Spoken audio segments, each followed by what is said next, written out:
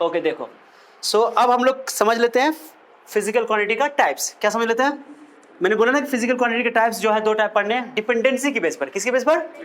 हाँ, कि वो डिपेंड करेगा कि नहीं करेगा अदर क्वांटिटी पे। सो पहला है बेस क्वांटिटी, जिसको हम लोग फंडामेंटल क्वांटिटीज भी बोलते हैं, आधारभूत राशियां। ओके, अब ये देखो, ये वो क्वांटिटी है जो जिनको किसी दूसरे फिजिकल क्वांटिटी के टर्म्स में एक्सप्रेस नहीं कर सकते हैं, लिख नहीं सकते हैं। इनको लिखने के लिए दूसरे फिजिकल क्वांटिटी की कोई जरूरत नहीं है। हाँ, इनकी हेल्प से सारे फिजिकल क्वांटिटी बनाए जाते हैं। अगर तुमसे पूछा जाएगा बताओ टोटल कितने बेस क्वांटिटीज, तो बोलो 9 बोलोगे, 7 नहीं बोलोगे। अब 2 बढ़ गया है, हाँ, लेकिन 7 बेस क्वांटिटीज बोलते हैं और 2 सप्लीमेंट्री क्वांटिटीज बोलते हैं। क्या होता है सबके बारे में अभी चर्चा करूंगा मैं एक एक करके। सुनो, अभी बहुत अच्छे से चर्चा होगा। तो मैंने बुका लिखा those quantities which are not expressed in terms of other quantities, माने वो क्वांटिटी जो दूसरे क्वांटिटी के टर्म में एक्सप्रेस नहीं किया जा सकता। मास को लिखने के लिए अलग से हमको एक्सप्रेस करने की जरूरत नहीं है, मास अकेले है। हाँ, जैसे डेंसिटी है, डेंसिटी को लिखने के लिए मास बाय वॉल्यूम बनाते हैं। क्या बनाते हैं? तो तुम जानते हो मास खुद एक ड्राइव क्वांटिटी है, sorry base quantity, fundamental quantity है। तो डेंसिटी लिखने के लिए मुझे फंडामेंटल क्वांटिटी का हेल्प लेना पड़ेगा, ठीक है। तो जितनी भी क्वांटिटी जो इनके हेल्प से बनाया जाए वो ड्राइव हो जाएगा। और ये क्या है? Base quantity. ये किसी पे डिपेंड, इनको किसी दूसरे फिजिकल क्वांटिटी से लेना देना नहीं है। ओके, माने किसी पे डिपेंड नहीं करते हैं। अब इसका सही डेफिनेशन ये एग्जैक्ट ये डेफिनेशन है कि वो फिजिकल क्वांटिटी जिनको दूसरे फिजिकल क्वांटिटी के टर्म में एक्सप्रेस नहीं किया जा सके, इसको बोलते हैं। ऐसा मतलब एक्सप्लेन किया गया, डिफाइन किया गया। ओके, चलो अब देखो, these quantities do not depend on other quantities। मैंने दो डेफिनेशन लिखी है, रटना नहीं है। ओके चलो, 7 बेस क्वांटिटीज कौन कौन है? तो ये बचपन से पढ़ते आए हैं हम लोग। तो हम लोग 11th क्लास में सबसे ज्यादा यूज करेंगे, मास, लेंथ, टाइम। इवन 12th में भी बहुत ज्यादा इस्तेमाल होता है, एमएलटी। ओके, सो मास, लेंथ, टाइम। इसका मैंने यूनिट लिख दिया है। अभी हमारा टॉपिक यूनिट पढ़ने का अलग है, डायमेंशन पढ़ने का टॉपिक अलग है, लेकिन मैंने एक जगह नोट बना दिया ताकि तुमको एक जगह अच्छा लगेगा देखने में। जब तुम यूनिट समझ जाओगे, यूनिट क्या होता है, डायमेंशन क्या होता है, तो और अच्छा लगेगा। एक जगह नोट करना पड़ेगा हमको, दोबारा वहां पे नोट करने की जरूरत। हाँ, यूनिट लेकिन अलग से हम लोग पढ़ेंगे, डायमेंशन अलग से पढ़ेंगे टॉपिक। अभी मैं बता रहा हूँ, mass, length, time, temperature, electric current, luminous intensity, amount of mass को तो जानते हो, कितना हल्का कितना भारी, ये समझा, फील आना चाहिए। लेंथ को जानते हो, अभी मैंने बताया फिजिकल क्वांटिटी। टाइम जानते हो, सेकंड में हम लोग लेते हैं, आवर में लेते हैं, मिनट में लेते हैं सारे। ओके, टेम्परेचर को जानते हो, 4 को तो तुम जानते थे। इलेक्ट्रिक करंट को भी जानते हो तुम लोग, विद्युत धारा, जिसको हिंदी बोलते हैं विद्युत धारा, जानते हो। ओके, लुमिनस इंटेंसिटी को नहीं जानते हो, ये पहली बार, इसको हिंदी बोलते हैं ज्योति तीव्रता। अब लुमिनस इंटेंसिटी क्या होता है? चमक होता है। ओके, जैसे मान लो मैं तुमसे पूछूं कि 1 कैंडल से ज्यादा रोशनी होगा कि 10 कैंडल से ज्यादा रोशनी होगा? 10 कैंडल से ज्यादा रोशनी होगा। ओके, तो इंटेंसिटी है चमक, इस बल्ब की चमक बोलेंगे कम है, इस बल्ब की चमक ज्यादा है, तो इंटेंसिटी शब्द इस्तेमाल होता है, तीव्रता बोलते हैं, इसको चमक बोलते हैं, रोशनी का चमक। ओके, क्या समझ आ रहा है? सही मीनिंग इंटेंसिटी का और भी कई जगह पे यूज होगा तो समझ में आ जाएगा, बट इंटेंसिटी मतलब ये समझना। तो इसलिए इसका एसआई यूनिट क्या रखा गया? कैंडेला। कैंडल से बना है कैंडेला। ओके, और ये एसआई यूनिट है। ये जो मैंने यूनिट लिखा है ये एसआई यूनिट है। क्या है ये? तुम चाहो तो लिख सकते हो एसआई यूनिट, नहीं भी लिखो तो चलेगा, बाद में पढ़ेंगे एसआई यूनिट क्या होता है। माने इसके बाद जो टॉपिक आया ना ड्राइव क्वांटिटी के बाद, हम लोग यूनिट को ही अच्छे से एक्सप्लेन करने वाले हैं यूनिट में। ओके, और डायमेंशन, अब डायमेंशन में कुछ नहीं याद ना, तो डायमेंशन में बॉक्स लगा देना है, और ये मास के लिए एम लिख देना है, मास के लिए। अभी क्या होता है डायमेंशन में, रियल में क्या होता है, तो वो तो समझ में आएगा, टॉपिक पढ़ेंगे तब। लेंथ के लिए एल लिख देना है, और टाइम के लिए टी लिख देना है। खाली फैन बंद कर दो, ये वाला फैन, सेकंड वाला इधर से। ओके, उसके बाद टेम्परेचर के लिए क्या लिख देना बाबू? टेम्परेचर की एसआई यूनिट क्या होती है? केल्विन। टेम्परेचर की एसआई यूनिट क्या होती है? जबकि टेम्परेचर को डिग्री सेल्सियस में मेजर करते हैं, डिग्री फ़ारेनहाइट में मेजर करते हैं, लेकिन डिग्री की एसआई यूनिट क्या होती है? केल्विन। मैंने इसलिए बोला ना ये सब एसआई यूनिट है। अब एक चीज समझना, मैं यूनिट लिखने का भी नियम बताऊंगा। देखो, मैंने यहाँ पे ये पूरा नाम लिख दिया है, पूरा नाम लिखा है क्योंकि तुम लोग को पूरा नाम याद रखना है, लेकिन हम लोग यूज करेंगे कौन चीज? उसका सिंबल। अब ये जो सिंबल है ना, इस सिंबल में कैपिटल के नहीं है, ये स्मॉल के है, स्मॉल के स्मॉल जी। यूनिट लिखने का भी तरीका है कुछ, अगर साइंटिस्ट का नाम है तब जाके कैपिटल लेटर यूज होता है, अगर सिंबल लिखेंगे तब। तो उसका मैं रूल बताऊंगा कि यूनिट लिखने के 10-15 रूल है, 10-11 रूल है, मैं सबको एक्सप्लेन करूंगा, टेंशन मत लेना, ठीक है। सो ये किलोग्राम फुल स्टॉप इस्तेमाल नहीं करना। कई कई बच्चा लिख देगा किलोग्राम करके ऐसे, K.G लिख दिया ऐसे, ये क्या हो जाएगा? रॉन्ग हो जाएगा। कोई बच्चा लिख देगा किलोग्राम्स, बोलेगा हम 5 किलो आलू लिए हैं तो बोलेगा 5 किलोग्राम्स, वो भी क्या हो जाएगा?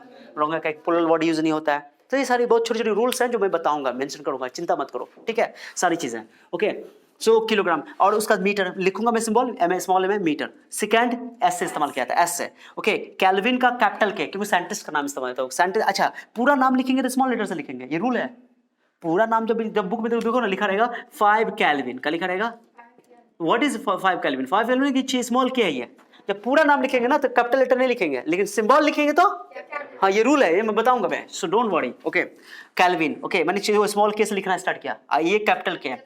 ये भी एक साइंटिस्ट का नाम है, एम्पियर। इलेक्ट्रिक कैंडल का ऐसा यूनिट क्या होता है? एम्पियर। पढ़ के आए हो? चलो कैंडेला CD लिखा है, small C small D candela. और डायमेंशन में देखो इसका के का डायमेंशन जरूरत नहीं पड़ेगी अपने को, बट फिर भी टेम्परेचर का T, इसका सेकंड का टाइम का T लिख देंगे, ये तीनों इस्तेमाल होगा। मास लेंथ टाइम, कितना आसान है, मास लेंथ टाइम खाली बॉक्स में लगाना है। बॉक्स क्या रिप्रेजेंट करता है आगे बताऊंगा, डायमेंशन खाली याद रख लो। ओके उसके बाद ये इलेक्ट्रिक कहाँ गया? टेम्परेचर का केल्विन होता है तो उसको ऐसे भी लिखते हैं, थीटा भी लिख देते हैं, डायमेंशन लिखने के लिए थीटा भी लिख देते हैं, कोई टेंशन मत लेना। और ये एम्पियर को ए भी लिखते हैं, आई भी लिखते हैं, करंट को ऐसे लिखा जाता है, पता होगा तुमको। कैंडेला को CD। अब मोल के लिए क्या होता है? मोल का पूरा नाम है मोल, MOLE मोल। ये मोल है, ये वाला मोल नहीं, हाँ ये MOL mole, amount of substance का ऐसा यूनिट है, मैंने बताया था। ओके मोल केमिस्ट्री में पढ़ाया जाता है। अब मोल का ये एब्रिविएशन है, ये सिंबल है, और ये उसका पूरा नाम है, और इसका डायमेंशन से लिखा जाता है। और इसके बाद ये 7 फंडामेंटल क्वांटिटीज है, माने ये क्वांटिटी किसी पर डिपेंड नहीं करती है। 2 क्वांटिटी बाद में देखी गई 1971 के बाद, जब SI यूनिट बनाई गई, ओके उस टाइम के बाद 2 क्वांटिटी और स्टडी की गई। ओके और 2 क्वांटिटी आई, जिनका एक का नाम है प्लेन एंगल, इसको हिंदी में बोलते हैं तल कोण या समतल कोण। एक होता है सॉलिड एंगल, ठोस कोण। ठीक है, अब इस प्लेन एंगल जो अभी तक हम लोग 10th क्लास तक में पढ़ते आए हैं वो प्लेन एंगल कहलाता है। और जो हम लोग अभी पढ़ेंगे 12th में भी काम आएगा, कभी कभी कोई टॉपिक में आएगा 12th में यूज होता है उसे, इसको सॉलिड एंगल कहते हैं। जैसे ये एंगल देखो, ये मेरा, ये बताओ, अब बताओ ज्यादा एंगल कम एंगल कम, अब और जैसे बिस्किट कोण वाला चौक आइसक्रीम नहीं खाते हो तो वो बड़का कोण आता है, वो छोटा कोण आता है, तो उसी वो जो है ना उसका बड़ा छोटा एंगल जो होता है वो जो 3D में आता है उसको सॉलिड एंगल कहते हैं। ठीक है, और हम लोग ये एंगल की बात करें, 2 लाइन के बीच के एंगल की बात करें, ये angle 0 degree, 30 degree, 60 degree, 90 degree है ना, तो ये 2 लाइन के बीच में, तो इसको बोलते हैं प्लेन एंगल। क्या बोलते हैं? ये प्लेन में हम लोग खींचते हैं। जैसे ये बोर्ड का लेंथ देख लो, इसका ये हाइट विड्थ देख लो, दोनों बीच में एंगल 90 डिग्री है ना, तो प्लेन एंगल है। क्या बात समझ? सबको अभी फिल करवाऊंगा, इसका चर्चा करूंगा, अभी करना पड़ेगा मुझे। So plane angle, solid angle. Plane angle की ऐसा यूनिट होती है रेडियन। जब भी एंगल का पूरे फिजिक्स में या पूरे मैथ में कहीं पे होगा तो एंगल मतलब प्लेन एंगल। ठीक है, उसका ऐसा यूनिट होता है रेडियन। डिग्री में हम लोग अभी तक मेजर किए, अरे एंगल हम लोग 30 डिग्री 40 डिग्री बोलते हैं, डिग्री में बोलते हैं। रेडियन भी फिजिक्स में मैथ में पढ़ना है टेक्नोमेट्री में। ओके, और सॉलिड एंगल का ऐसा यूनिट होता है ST रेडियन। क्या होता है? ST रेडियन, तो उसको ऐसा लिखा जाता है, उसका ये सिंबल है SR का मतलब, और RAD मतलब रेडियन। सो ये प्लेन एंगल, सॉलिड एंगल अभी चर्चा में कर रहा हूं, तो इसे नोट कर लिए। So there are total 9 base quantities. Total base quantity कितने हैं? 7 बेस क्वांटिटीज बोलोगे, आप बोलोगे 2 सप्लीमेंट्री क्वांटिटी। सप्लीमेंट्री क्यों बोला गया? सप्लीमेंट्री जैसे कोई बच्चा फेल कर जाता है एग्जाम में, मान लो 10th क्लास में फेल कर गया, तो वो कहते हैं ना कि सप्लीमेंट्री का एग्जाम दिया, तो what is supplementary? The exam after exam. The exam, यानी बोर्ड एग्जाम हो गया, उसमें फेल कर गया, दोबारा फिर उसके बाद एग्जाम होगा, तो सप्लीमेंट्री मतलब बाद में जो होने वाला बाद में एग्जाम, तो सप्लीमेंट्री एग्जाम बोला, इसे बोलते हैं सप्लीमेंट्री एग्जाम या कंपार्टमेंटल एग्जाम। तो ये सप्लीमेंट्री क्वांटिटीज का मतलब ये हुआ कि ये 7 क्वांटिटी बेस क्वांटिटी को स्टडी करने के बाद 2 क्वांटिटी बाद में आई, जोड़ी गई, बनाई गई। ओके, तो इसको बोला गया सप्लीमेंट्री क्वांटिटीज। अच्छा, सुबह अभी हुआ है मुर्गा को सुनने में आया था कि पहले 4 बजे सुबह को उठ करके भाग देता है, अब देखते हैं दोपहर में भाग देता है। यही कहते हैं इनबैलेंस या अनबैलेंस इन नेचर। ठीक है, 2 सप्लीमेंट्री क्वांटिटीज, प्लेन एंगल, और मैं नेक्स्ट लेक्चर में तुम लोग से पूछूंगा भी, स्ट्रिक्टली पूछूंगा, बताओ 7 फंडामेंटल क्वांटिटी, तो बोलना पड़ेगा mass, length, time, temperature, current, luminous intensity, amount of substance, 2 supplementary quantities, plane angle, solid, पूछूंगा मैं, असाइनमेंट भी पूछूंगा, ओके डायमेंशन भी पूछूंगा, तो याद होना चाहिए। ओके, आगे बढ़े, चलो इसमें कोई डाउट है तो पूछ लो। ओके चलो, अब हम लोग बात कर लेते हैं प्लेन एंगल की। किसकी? प्लेन एंगल की। अब सब बच्चा ध्यान सुनना, प्लेन एंगल क्या होता है, सारे बच्चे सुनो। प्लेन एंगल को कैसे समझोगे, समझाओ अच्छे से। चलो, अब प्लेन एंगल में क्या है, 2 लाइन होगा, जो 2 लाइन के बीच में जो एंगल तुम लोग बनाए ना 2 आर्म के बीच में, इस एंगल को बोलेंगे प्लेन एंगल। क्या बोलेंगे? जो बचपन से एंगल पढ़ते आए ना उसको बोलते हैं प्लेन एंगल। तो 2 लाइन के बीच में जो एंगल होगा, 2 आर्म के बीच में जो एंगल होगा उसको बोलेंगे प्लेन एंगल। अब ये एंगल को थीटा बोलते हैं। अब पता है कि इधर लेते हैं तो पॉजिटिव एंगल, इधर लेते तो नेगेटिव, तो वो ट्रिग्नोमेट्री में मैथ में पढ़ोगा, चिंता नहीं करो। अब बताओ प्लेन एंगल को कैसे डिफाइन किया जाएगा, सुनो अच्छा से।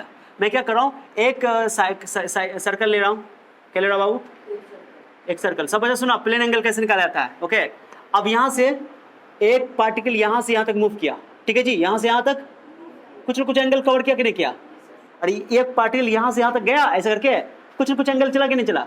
अब बताओ ये एंगल बड़ा होगा तो ये आर्क लेंथ बड़ा होगा, ये एंगल बड़ा होगा तो ये आर्क लेंथ, जोर से बोलो ना, ये एंगल बड़ा होगा तो ये एंगल आर्क लेंथ क्या होगा, और एंगल बड़ा होगा तो और आर्क लेंथ बड़ा होगा, पता है ना। सो ये एंगल को मैं सेंटर पे जो एंगल बन रहा मैं उसको बोल रहा हूँ सेंटर ए सी, सेंटर एस सी, इस एंगल को मैंने बोल दिया थीटा एंगल, क्या बोल दिया, थीटा। ये तुम्हारा क्या, ये आर है, R what is R, radius, और यहाँ से यहाँ तक जो डिस्टेंस ट्रेवल हुआ उसको बोलते हैं आर्क लेंथ, क्या बोलते हैं, एस लिख दो क्या लिख दो, एल लिख देता हूँ, एल, एल क्या बताओ, length of an arc, okay, an arc of length, या मैं बोलूंगा आर्क लेंथ, दैट्स इट, चाप की लंबाई, ये चाप की लंबाई, ओके चलो। और ये आर क्या है बता, तो R is the radius, theta is the angle. अब सुनो, कभी भी तुम एल में आर से डिवाइड कर दोगे, क्या बोला मैंने, एल में आर से डिवाइड कर दो थीटा निकल जाएगा, बात खत्म, ये याद रखना। यानी कि तुम जब आर्क लेंथ में रेडियस से डिवाइड करोगे तो तुमको एंगल निकल जाएगा, वो एंगल लेकिन किस में होगा, रेडियन में, उसको बोलते हैं रेडियन में एंगल। 100 बात की एक बात के आर्क लेंथ तुमको दिया हुआ 20 सेंटीमीटर और रेडियस दिया हुआ 10 सेंटीमीटर, 20 बाई 10 कितना होगा, 2, वो 2 जो है ना, 2 एंगल है रेडियन में, उसको बोलते हैं एंगल में रेडियन। क्या समझ आ गया। अब एक गौर से सुनो, मैं मान लो कि एक यहाँ पर एक पार्टिकल है, वो पार्टिकल एक चक्कर लगा लिया, कितना चक्कर लगा लिया, मैं लिख रहा हूँ in one cycle, in one cycle में एक चक्कर घूम जाएगा तो ये तुमको पता है कि कितनी डिस्टेंस हो जाएगी, कितनी डिस्टेंस हो जाएगी, 2 पाई आर, सर्कमफ्रेंस पढ़ी थी, पेरिफेरी बोलते हो ना, अरे पढ़ी थी, यहाँ से यहाँ तक चले जाती, टोटल लेंथ क्या होता है, 2 पाई आर, जानते हो। सो अब बताओ, अब उसमें एंगल निकालना, अगर एक चक्कर का मुझे निकालना है तो मैं बोलूंगा, क्या बोला मैंने, आर्क लेंथ को रेडियस से क्या कर दो, डिवाइड कर दो। ये याद रखना, कभी भी आर्क लेंथ को रेडियस से डिवाइड करोगे एंगल मिल जाएगा, बात खत्म, इतना याद रखना। When arc length divided by radius, then we will get angle.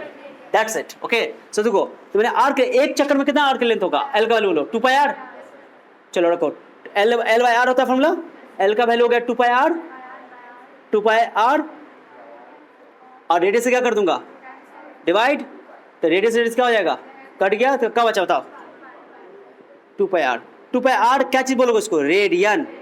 Okay, कभी कभी मैथ में तुमको रेडियन, फिजिक्स में तो रेडियन ऐसे लिख देंगे, मैथ में कोई यूनिट नौ भी दिखाएंगे तो चलेगा, या कभी कभी तुमको पाई के ऊपर सी भी लिख दिया जाता है ऐसा करके, सर्कुलर सिस्टम, सर्किल के लिए, ठीक है ना, कोई टेंशन नहीं है। सो एक चक्कर में कितना एंगल बना बताओ, ये 2 पाई, माने कि ये जो नंबर दिख रहा है, नंबर एंगल है, क्योंकि सर बोले कि एंगल मिल जाएगा जब भी आर्क लेंथ में रेडियस से डिवाइड करोगे तो एंगल मिल जाएगा, लेकिन ये एक चक्कर का एंगल है, 1 साइकिल का एंगल है। अगर सर्किल में कोई पार्टिकल घूम रहा है, एक चक्कर लगाएगा तो कितना एंगल रेडियन बनाएगा, 2 पाई। तो बताओ एक साइकिल में 2 पाई, तो आधा साइकिल में पाई, आधा का आधा में pi by 2, half pi, quadrant बोलते हैं। तो मैं ये भी डब्बा में पैक कर रहा हूं। अब सुना, अच्छा इंपॉर्टेंट चीज है, ये बहुत इंपॉर्टेंट है, ये एक साइकिल का एंगल है रेडियन में। अब एक चीज बताओ कि एक चक्कर लगाता है तो डिग्री में कितना एंगल बनता है, पता है ना, एक चक्कर लगाता है तो डिग्री में कितना एंगल बनता है, 360 डिग्री, और रेडियन में कितना बना है, 2 पाई, अभी मैंने ड्राइव कर दिया, तो 2 पाई को 360 के इक्वल कर दो, क्योंकि 360 डिग्री तुम्हारा 1 साइकिल का एंगल है, और ये भी रेडियन में 1 साइकिल का एंगल है, दोनों को इक्वल कर दो और 2 से 2 का कर दो। सबसे ज्यादा इंपॉर्टेंट रिलेशन फिजिक्स में यही है।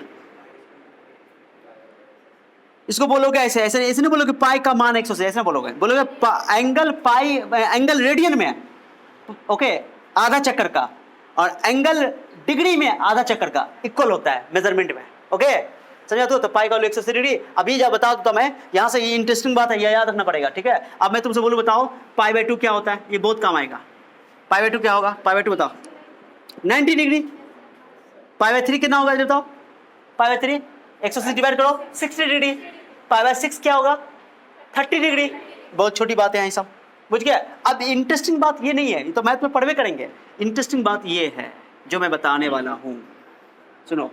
अब बताओ, यहां से इंपॉर्टेंट है, ये पाई रेडियन है, क्या बोलोगे, आई बोलो 180 डिग्री, तो एक रेडियन में कितना डिग्री होता है, देखो सुनो, 1 रेडियन इक्वल टू, क्या बोलोगे, 1 रेडियन इज इक्वल टू, सुना अच्छे से, 180 बाई पाई डिग्री, क्या बोलोगे, 180 बाई, आप इसका पाई का वैल्यू तुम यहाँ पे सॉल्व करने के लिए 22/7 रखोगे या 3/14 रखोगे, तो ये अप्रोक्सीमेटली जो है 57.3 या 29 आता है, तो चलो इतना आता है, 57 डिग्री 3 मिनट। अब बाद में बात कर लेंगे इतना डिग्री, इसको ऐसे लिख देता हूँ, अच्छा लगेगा मुझे। 57.3 डिग्री। आप सोचो रेडियन बड़ा है कि डिग्री बड़ा है? मैं तुमसे बताऊँ 1 बड़ा है कि 1 रेडियन बड़ा है कि 1 डिग्री बड़ा है? कौन बड़ा है? वैल्यू वाइज ये बड़ा है, रेडियन बड़ा है, क्योंकि 1 रेडियन में 57 डिग्री है। आपको सर कहाँ से आ गया ये कैलकुलेट करके पाई का वैल्यू 22 ऐसे करेंगे, काट करेंगे, आंसर इतना आ जाएगा। उसको तुमको याद नहीं रखना, बता इतना याद रखना है कि 1 रेडियन में 57.3 डिग्री अप्रॉक्सीमेटली होता है। ये वैल्यू याद भी नहीं करना है, ये सोचना है कि रेडियन बड़ा होता है। ओके, समझ आ गया बात को? सो ये ज्यादा इंपॉर्टेंट नहीं है कि अब फिर मैथमेटिक्स में इसको पढ़वे करोगे। अब एक और चीज, ये एक इंपॉर्टेंट पॉइंट है नोट करने वाला। दूसरा पॉइंट सुनो, जैसे कि डिग्री से भी छोटा यूनिट रखा गया है, डिग्री से छोटी यूनिट होती है मिनट। 1 डिग्री में होता है 60 मिनट। कितना मिनट? अरे बात फिल नहीं हो रहा लग रहा है? देखो ना मैं बताता हूं, ये एंगल क्या होता है बताओ, ये एंगल क्या होता है? ये जो खड़ा खड़ा है 90 डिग्री एंगल है? डिग्री में 90 है, रेडियन में π/2 है। क्या करते सुनो, टू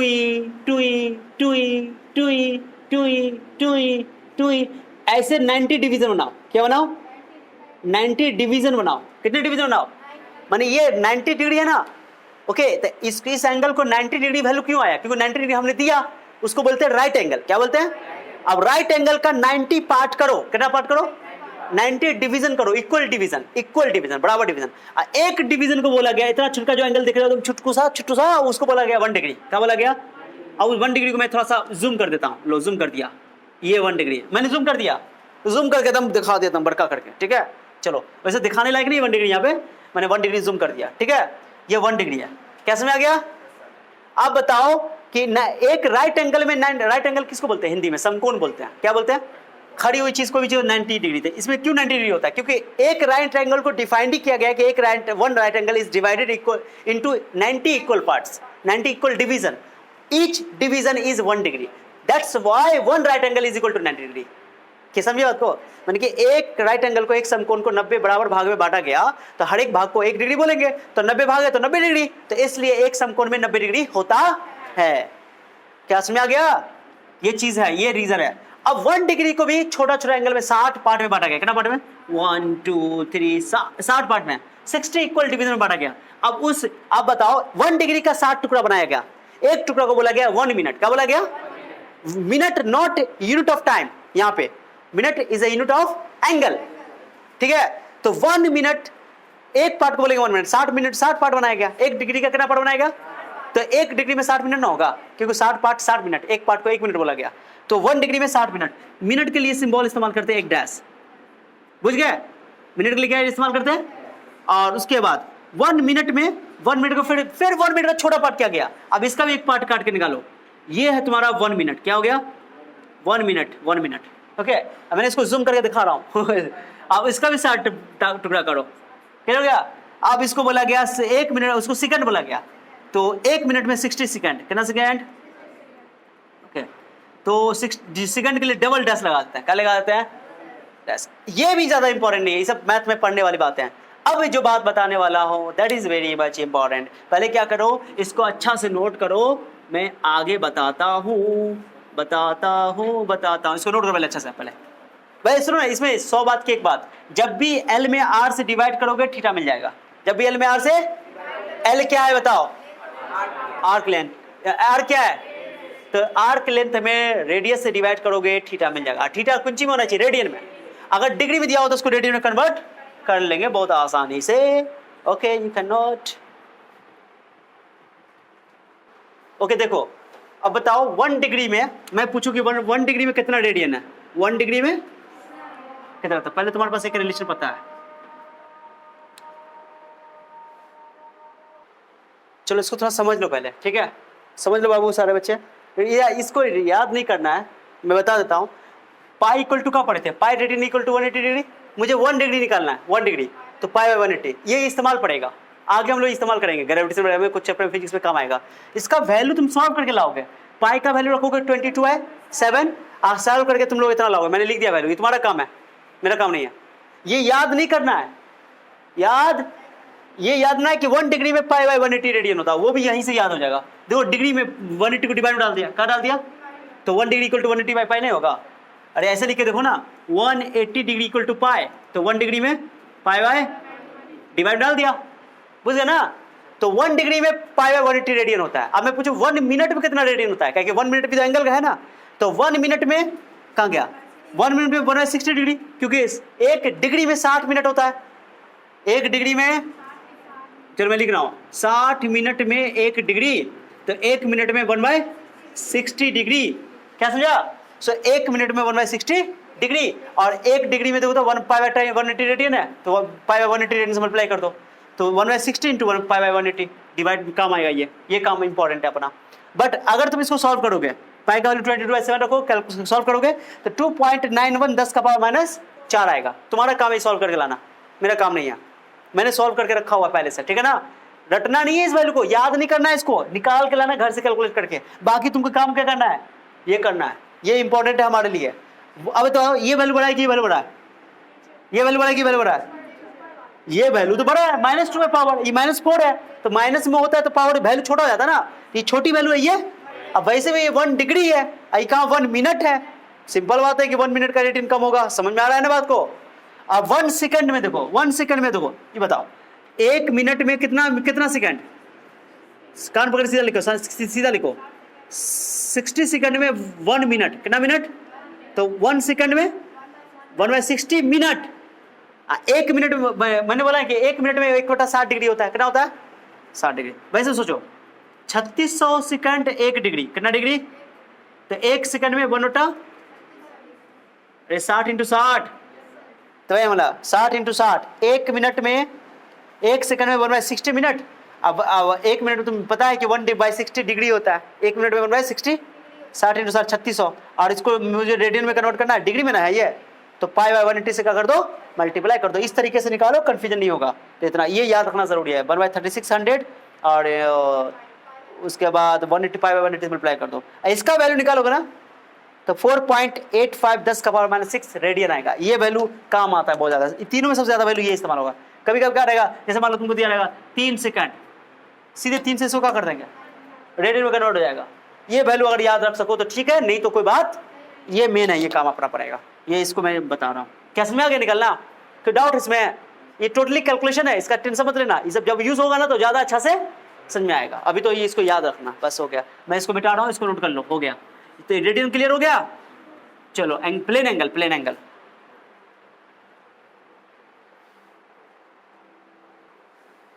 क्या सुनने का इरादा रखते हो क्या? सुनो, आप सुनो, एक मिनट थोड़ा सुनो। ये जो सॉलिड एंगल है ना, ये 3D से रिलेटेड है, यानी कि ये क्यूब में होगा, स्फीयर में होगा, 3D में स्पेस कवर करता है। ये एरिया, जैसे उसमें क्या करे थे, सर्किल में ये लेंथ ने कवर किया था, तो लेंथ से एंगल बना था। इसमें एरिया कवर होगा, क्या कवर होगा, ये मेरे पास एक स्फीयर है, देखो ये स्फीयर है मेरे पास, ये सर्किल नहीं है। सर्किल में स्फीयर में फर्क समझ रहे हो, सर्किल 2D है, तो चूड़ी लाता हूँ, ये स्फीयर है, चूड़ी है कि नहीं, चूड़ी लाना पड़ेगा, मेरे पास चूड़ी है, चूड़ी मजा लगेगी क्या, ये 2D है, क्या है 2D बोल सकते हो ऐसा, ये 3D है, स्फीयर है, ओके। अब इसके अंदर से एक छोटा सा जो सेंटर पे जो एंगल बनेगा, तो वो एक ऐसे कोन टाइप का होगा। किस टाइप का होगा, कोन टाइप का। किस टाइप का होगा बताओ, तो कोन टाइप का। चलो जैसे मैं एक कागज ले रहा हूँ, चलो एक कागज देख रहे हो, कौन बना के दिखाता हूँ, कौन बना, भुजा, ठीक है। चलो ये जो एंगल बन रहा है अंदर देख रहे हो, ये एंगल कुछ ना कुछ एंगल बन रहा होगा अंदर में, 3D में है एंगल, और बड़ा एंगल हो गया, और छोटा एंगल हो गया। ये जो अंदर में एंगल दिख रहे हो, वो एंगल को बोलते हैं, ओके, कवर करता है एरिया को, ठीक है। ये 3D एंगल है, यानी सॉलिड एंगल इसी को बोलते हैं। इसके बारे में ज्यादा डिटेल से हम लोग कहाँ पढ़ेंगे, 12th में ज्यादा डिटेल से पढ़ेंगे, यहाँ इसकी जरूरत भी नहीं है, ओके। और जस्ट सेम लॉजिक से एक पहले है क्या, स्फीयर है, ये मैंने क्या बना दिया, बच्चों का ध्यान यहाँ होना चाहिए। अभी तुमको ये चैप्टर, ये टॉपिक बच्चों को बहुत बाहर लगता है, बहुत आसान हो जाएगा। अभी सुनो, बहुत मैं हल्का कर दूंगा मैं। ये तो सेंटर है, सेंटर है जी, ये स्फीयर है, ये क्या है बताओ, ये तुम्हारा स्फीयर है। अरे मेरे पास एक ये भी है भोपूलाल, इसको काट के दिखा सकता था मैं, ओके। ये भोपूलाल है ये, ओके। इसको काट के निकाल के, तो बीच में छोटा सा यहाँ पे बना सकते हैं एरिया ऐसे करके। तो ऐसे करके बहुत सारा लाइन निकलेगा। उसके लिए प्लेन एंगल के लिए क्या है, दो लाइन चाहिए, दो आर्म चाहिए, इसके लिए बहुत सारा आर्म चाहिए, ऐसे करके गुच्छा टाइप का, ऐसे दो बड़ा एंगल, छोटा एंगल, छोटा एंगल, ऐसे करके बहुत सारा आर्म है कि नहीं है, चारों तरफ से घिरा हुआ है। तो ये एरिया बड़ा है, ये एरिया बड़ा है, तो ये एंगल यहाँ बड़ा है, ये एरिया छोटा है तो ये एंगल छोटा, और ये एरिया छोटा है, ये सर्किल छोटा सर्किल हो गया। क्या बुझ रहे हो? हाँ, अरे समझे समझे?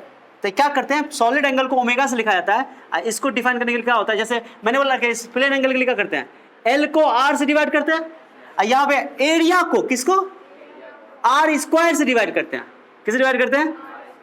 तो तुमको सॉलिड एंगल मिल जाएगा, बात खत्म। सॉलिड एंगल की यूनिट होती है एस्टेरेडियन, पता है? मैंने क्या बोला, आर्क लेंथ को रेडियस से डिवाइड करो तो प्लेन एंगल मिल जाएगा। और अगर तुमने एरिया को, जो एरिया यहाँ बनेगा, मैं जैसे मान लो मैं यहाँ से यहाँ तक लो काट दिया, ये काट दिया, मैं यहाँ बना रहा हूँ, मैंने काट के निकाल दिया छोटा सा, ठीक है जी।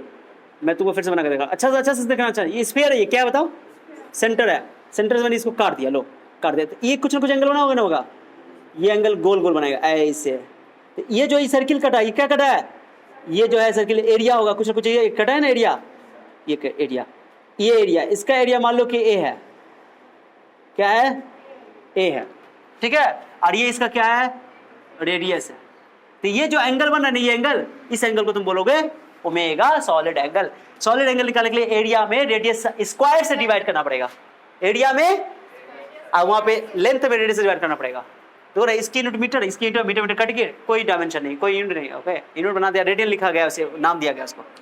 इसका भी कोई यूनिट डायमेंशन नहीं बोलो, यूनिट तो बनाया गया एस्टेरेडियन, इसलिए बनाया गया है, उसको दिया गया। चलो टेंशन मत लो, ये एक्सेप्शन है कि दो सेम क्वांटिटी का रेशियो है लेकिन इसका यूनिट है, जबकि और बहुत सारी क्वांटिटी है जिसका सेम क्वांटिटी का रेशियो लेकिन उसका यूनिट नहीं होता है, यूनिट सेम क्वांटिटी का रेशियो, बट इसकी यूनिट बनाई गई है, डिफाइन की गई है। समझो बात को, ये एक्सेप्शन है। बाकी तुमको जैसे तुम लोग बताओ रिफ्रैक्टिव इंडेक्स पढ़े हो, n equal to C by B, speed of light in vacuum, speed of light in medium, तो इसका भी मीटर पर सेकेंड है, इसका भी मीटर पर सेकेंड कट जाएगा, इट हैज नो यूनिट, इसका यूनिट लेस ही है ना, कोई यूनिट है। सेम क्वांटिटी का रेशियो, सेम फिजिकल क्वांटिटी का रेशियो अगर होता ना, जो भी क्वांटिटी, उसका कोई यूनिट नहीं होता। लेकिन एंगल ऐसा क्वांटिटी है जो कि इसकी सेम क्वांटिटी का रेशियो होती है, वो भी इसकी यूनिट बनाई गई है, यूनिट है। समझ बात को, एक्सेप्शन है। अब मैंने बोल दिया, अभी बाद में ना बोलना, बार बार बोलूंगा मैं, ठीक है। चलो सो अब बताओ, अब मैं बोलूँ कि पूरा एक स्फीयर चक्कर लगा दिया मैं, पूरे सर्किल के एरिया को काट दिया, चलो कितना एंगल बनेगा, फॉर वन स्फीयर, एक गोला के लिए, एक गोला के लिए। तो एक गोला में पूरा एरिया कितना बनता है, एक गोला का पूरा एरिया बोलो, एरिया कवर करना है, तो बताओ, तो 4 पाई स्क्वायर, गलत बात। अरे कर्व सरफेस एरिया, छी इतना काट के निकालेंगे, इतना। मैं इसको ऐसा करता हूँ ना, मैं इसको डिजाइन करता हूँ यहाँ पर, ये देखो भोपूलाल को, देखो भोपूलाल को, इतना मैंने काटा, दिख रहा है, तुम लोगों ने पेंट कर रहा है, देखो ये मैं पेंट कर रहा हूँ, इतना काटा, तो इसका कुछ ना कुछ एंगल बना होगा, इतना बड़ा काटेंगे तो बड़ा एंगल बनेगा। और देखो ना, ऐसे समझो ना यार, ऐसे ये देखो यार, इतना मेरा खुला हुआ हाथ, इतना एंगल मेरे सेंटर पे बन रहा है। अब इतना सा ये वाला सर्किल, इतना सा एंगल बन रहा होगा। अब पूरा कवर कर लेंगे तो पूरा बड़ा एंगल बनेगा, कोई एंगल बनेगा ना। फील आ रहा है कि नहीं आ रहा है? आ रहा है तो अच्छी बात है। चलो समझा रहा बात को। एक स्फीयर के केस में पूरा एरिया कितना हो जाएगा, 4 पाई स्क्वायर, और रेडियस स्क्वायर से इसको क्या कर देंगे। अरे पढ़े नहीं हो, स्फीयर का टोटल सरफेस एरिया कितना होता है, गोला का कुल पृष्ठीय क्षेत्रफल कितना होता है, 6 पढ़ के आए हो। आर स्क्वायर कैंसिल, कह के आर स्क्वायर से डिवाइड करना है, कितना बचा। तो एक गोला, एक स्फीयर के लिए कितना एंगल बनता है, 4 पाई एस्टेरेडियन, सॉलिड एंगल ही है। तो एक गोला पे कितना, सेंटर पे कितना एंगल बनेगा, गोला के सेंटर पे, पूरा एक गोला के लिए, पूरे स्फीयर के लिए 4 पाई एस्टेरेडियन। हेमी स्फीयर के लिए 2 पाई करो, 2 पाई एस्टेरेडियन, क्लियर हो गया। आप समझ आ रहा है। सो बस उस लॉजिक से याद रखना कि उसको लेंथ में रेडियस से डिवाइड करेंगे तो तुमको प्लेन एंगल मिल जाएगा। अगर एरिया में तुमने रेडियस स्क्वायर से डिवाइड किया सॉलिड एंगल मिल गया। बस इसी लॉजिक से याद है ना, आगे 12th में काम पड़ेगा, टेंशन नहीं लेना। थोड़ा फील आ गया, थोड़ा सा तो मैंने यहाँ गोला बनाया, ऐसे नहीं बनाया मैंने, ऐसे नहीं किया मैंने गोला नहीं किया, एंगल ऐसे 3D में होता है, ऐसे 3D में, है ना। क्या समझ आया बात को, थोड़ा फील आ गया होगा। चलो नोट कर लो।